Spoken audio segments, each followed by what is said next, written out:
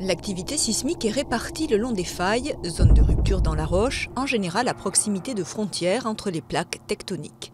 Si ces plaques glissent en permanence les unes contre les autres en profondeur, en surface, des points de contact se forment. Des zones de compression se créent, déforment les plaques.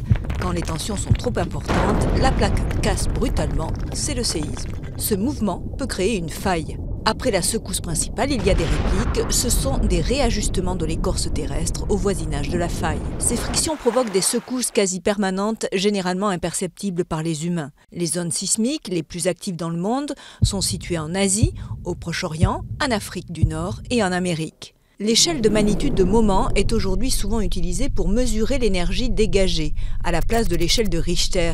Théoriquement illimitée, elle n'a jamais dépassé 9,5 depuis 1960 au Chili. L'intensité indique les dommages du séisme en surface.